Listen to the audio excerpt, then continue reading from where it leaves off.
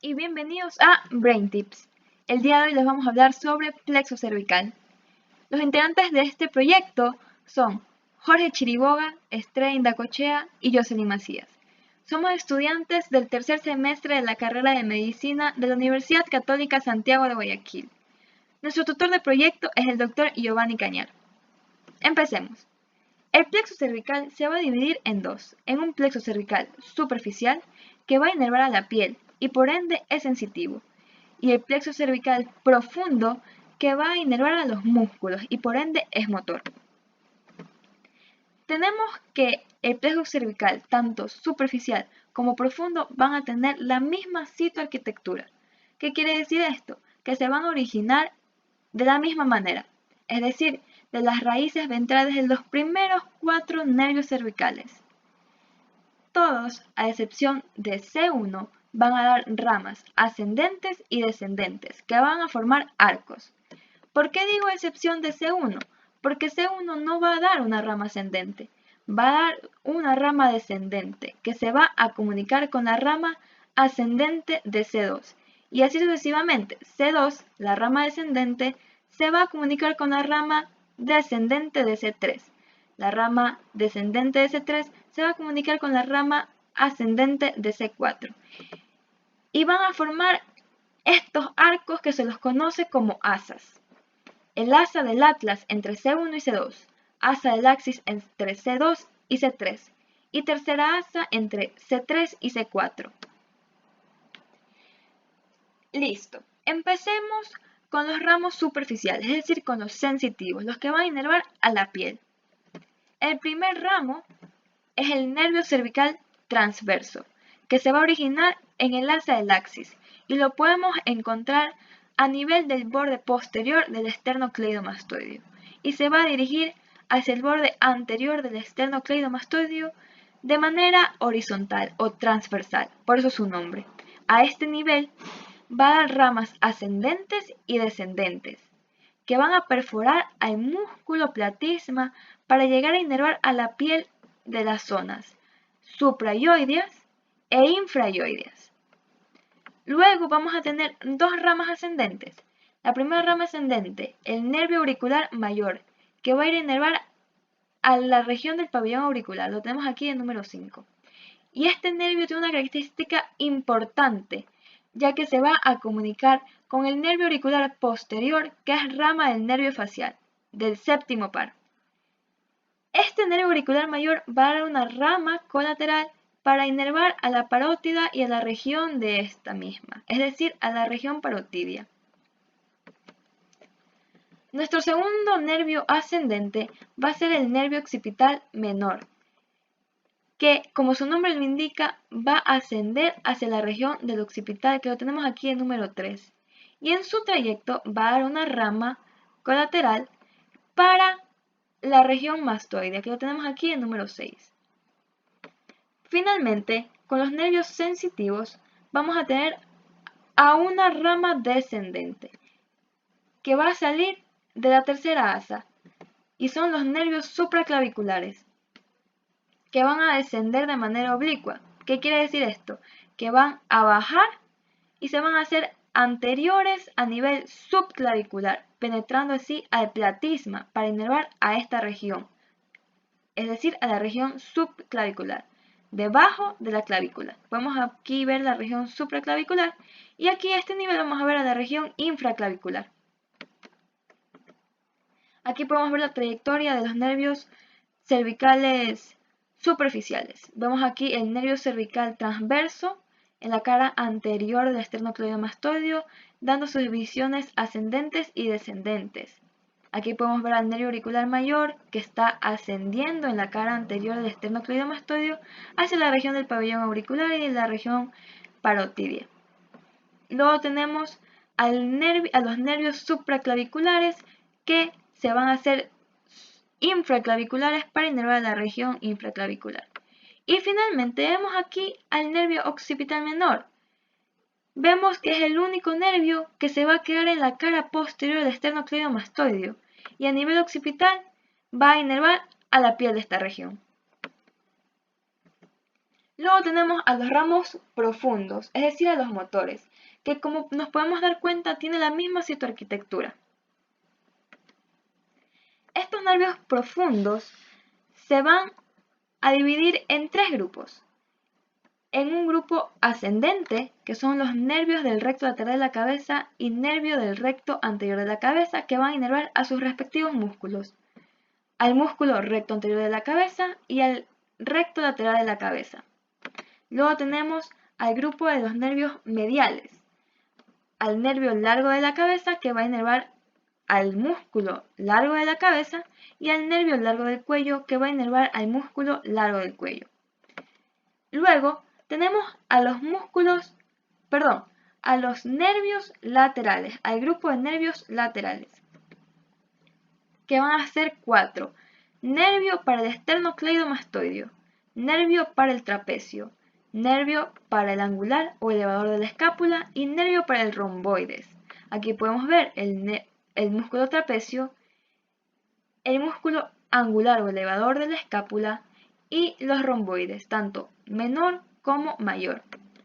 Estos nervios tienen una característica especial, específicamente para el nervio trapecio y angular, que se van a comunicar con el nervio accesorio para la inervación de estos mismos músculos.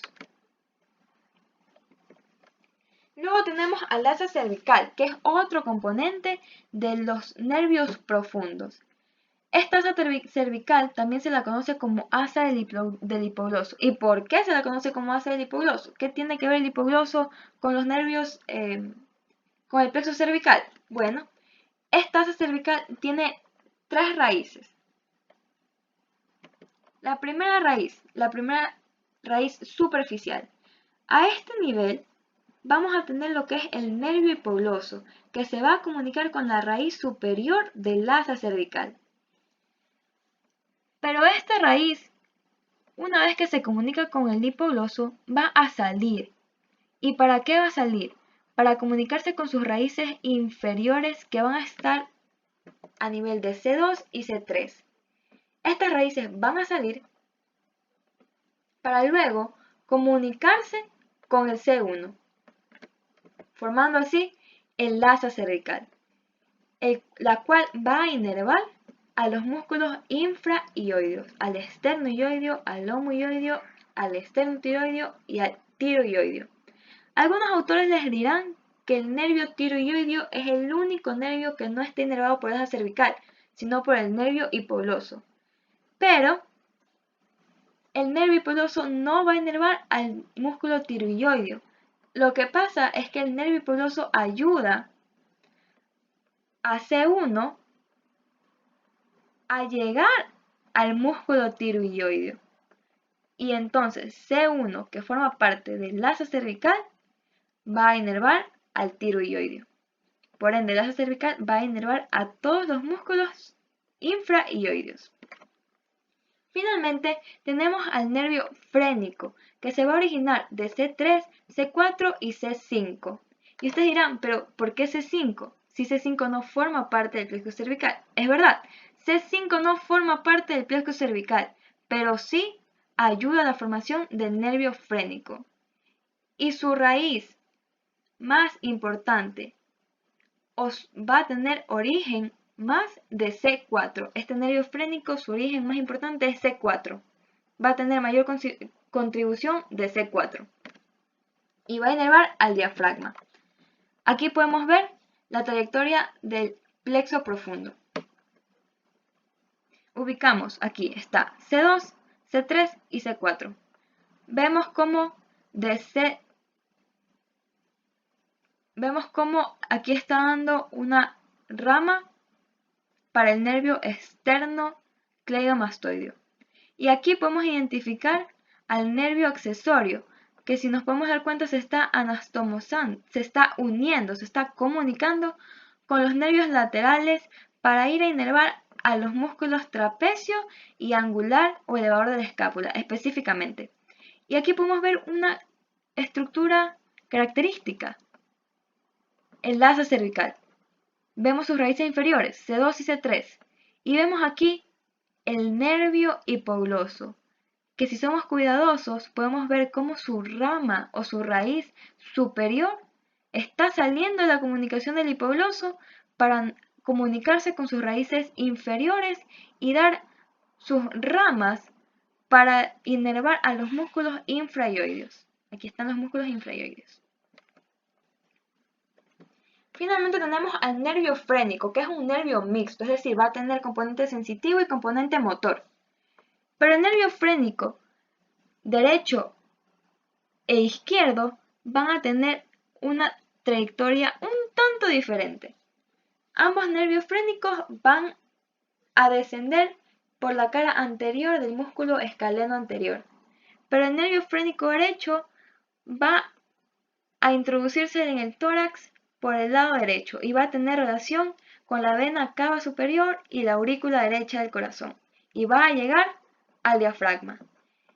A diferencia del nervio frénico izquierdo, que asimismo va a pasar por la cara anterior del músculo escaleno anterior y va a tener relación con el tronco venoso brachiocefálico izquierdo, que está cortado a este nivel, lo han cortado para poder ver al nervio.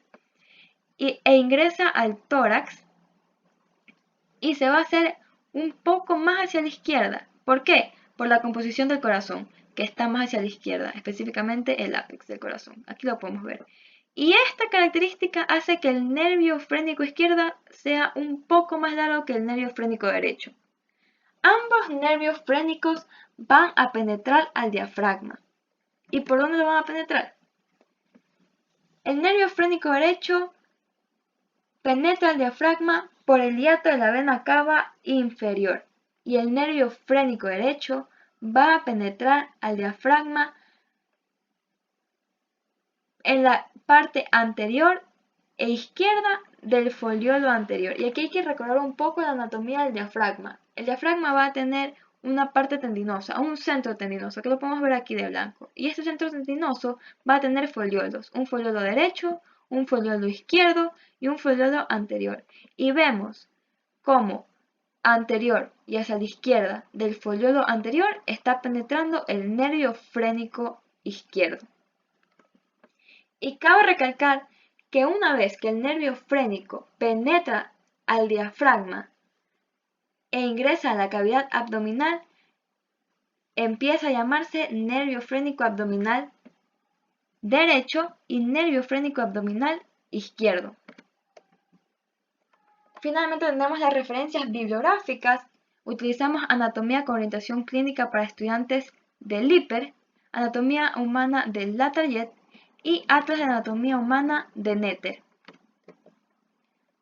Aquí están los autores del proyecto, Jocelyn Macías, Jorge Chiriboga y Estrella Indacochea. No se olviden de seguirnos en nuestras redes sociales y tampoco se olviden de suscribirse al canal de Brain Tips y activar la campanita para que les llegue la notificación siempre que se suba videos. Y eso sería todo. Muchas gracias por su atención.